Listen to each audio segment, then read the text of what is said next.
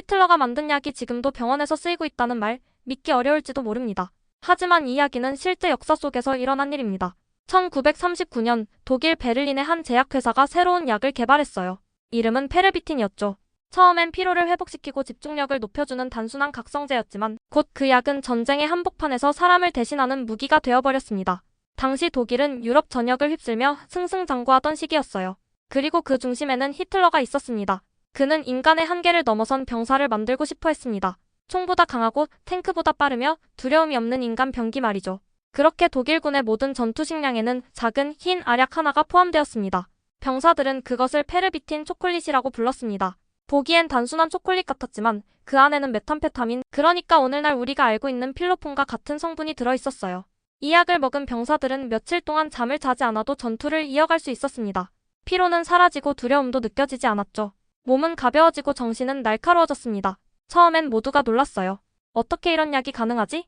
하지만 곧 그 대가는 찾아왔습니다. 약효가 떨어지면 병사들은 극심한 불안과 우울, 환각에 시달렸습니다. 어떤 병사는 전투 중에도 발작을 일으켰고 어떤 병사는 동료를 적으로 착각해 총을 쏘기도 했어요.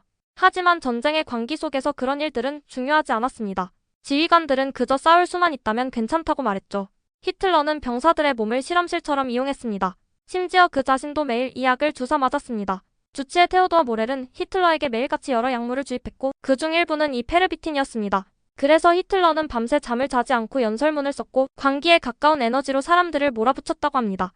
독일군이 프랑스를 침공할 때 이 약은 전쟁 전략의 핵심이었습니다. 당시 군 지도부는 페르비틴 복용 계획서라는 문서를 만들어 병사 한 명당 복용량과 시간을 세밀하게 조정했어요. 그 덕분에 독일군은 잠도 자지 않고 3일 동안 행군하며 프랑스를 순식간에 점령했습니다. 프랑스군은 그들을 악마의 군대라고 불렀습니다. 인간이 아니라 기계처럼 싸우는 군대. 하지만 그건 인간이 만든 약이 만든 결과였습니다. 전쟁이 끝나고 나서야 독일 의사들은 이 약의 위험성을 깨달았지만 이미 수많은 병사들이 중독 상태에 빠져 있었고 일부는 전쟁이 끝난 뒤에도 약을 끊지 못했습니다. 전쟁은 끝났지만 그 약의 영향은 끝나지 않았던 겁니다. 놀랍게도 이 약은 사라지지 않았습니다. 오히려 이름만 바꿔 지금까지 살아남았죠. 전쟁 후 이 약의 기술과 연구 자료는 미국과 일본으로 넘어갔습니다. 미국에서는 군용 피로회복제로, 일본에서는 집중력 강화제로 쓰이기 시작했어요.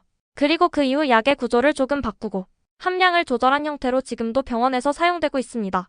ADHD 치료제인 아데랄이나 비만 치료제 펜터민 같은 약물들이 모두 같은 계열이죠. 물론 지금은 엄격히 관리되고 의사의 처방 없이는 절대 사용할 수 없습니다. 하지만 원리 자체는 2차 세계대전 당시 사용된 페르비틴과 거의 같습니다. 인간의 뇌를 자극해 집중력과 각성을 높이는 대신 부작용으로 불안과 불면, 그리고 강한 의존성을 유발합니다. 이 약이 오랫동안 살아남을 수 있었던 이유는 인간이 여전히 효율을 추구하기 때문일지도 모릅니다. 전쟁터에서 병사를 잠재우지 않으려 했던 히틀러처럼 현대 사회에서도 우리는 피로를 잊고 더 오래, 더 많이 일하기 위해 약에 의존합니다. 단지 그 모습이 조금 세련되어졌을 뿐 본질은 크게 다르지 않습니다. 인간의 욕망은 언제나 빠르고 강한 효과를 원하니까요. 역사 속에서 히틀러가 만든 약은 분명 파괴의 상징이었습니다. 하지만 동시에 인간의 과학이 얼마나 양면적인 존재인지를 보여주는 사례이기도 합니다. 전쟁이 만든 기술은 결국 의학의 발전으로 이어지기도 했으니까요. 아이러니하게도 전쟁이 끝난 뒤 이 약의 연구는 정신의학 분야에서 중요한 기초 데이터가 되었습니다. 인간의 뇌가 어떻게 피로를 느끼고 어떻게 중독을 일으키는지 그리고 어떻게 통제할 수 없는 상태로 변하는지를 밝혀낸 연구가 바로 그때 시작된 것이죠. 그렇다고 이 약이 좋은 발명품이었다는 건 아닙니다. 히틀러가 원했던 건 치료가 아니라 통제였으니까요. 인간을 생각하지 않는 병기로 만드는 것이 그의 목표였습니다. 그는 과학을 인간을 위한 도구가 아니라 권력과 지배를 위한 도구로 사용했습니다. 전쟁은 끝났고 히틀러는 사라졌지만 그가 남긴 이 약의 그림자는 여전히 우리의 삶 속 어딘가에 남아있습니다. 오늘날에도 우리는 피로를 잊기 위해 카페인을 마시고 집중을 위해 에너지 음료를 마십니다. 누군가는 시험을 위해, 누군가는 프로젝트를 위해, 또 누군가는 단 하루를 버티기 위해 이런 자극을 찾습니다. 전쟁은 사라졌지만 세상은 여전히 우리를 쉬지 못하게 만들고 있죠. 어쩌면 그게 히틀러가 만들었던 세상과 그리 다르지 않을지도 모릅니다. 히틀러가 만든 약은 단지 전쟁의 유물로 남지 않았습니다. 그것은 인간이 효율을 위해 어디까지 스스로를 몰아붙일 수 있는지를 보여주는 상징이 되었습니다. 병사를 기계로 만든 그 약은 지금은 현대인의 일상 속에서 더 은밀한 형태로 남아있습니다. 우리는 이제 더 이상 전쟁을 위해 싸우지 않지만 각자의 삶 속에서 또 다른 전쟁을 치르고 있습니다. 피로와 싸우고 시간과 싸우며 스스로를 몰아붙이는 전쟁이죠. 그리고 그 전쟁의 한가운데에는 여전히 각성이라는 이름의 유혹이 존재합니다. 역사는 언제나 같은 질문을 남깁니다. 인간은 어디까지 스스로를 조종할 수 있을까? 히틀러가 남긴 약은 그 질문에 대한 답을 이미 보여주었는지도 모릅니다. 그 약은 우리에게 경고하고 있습니다.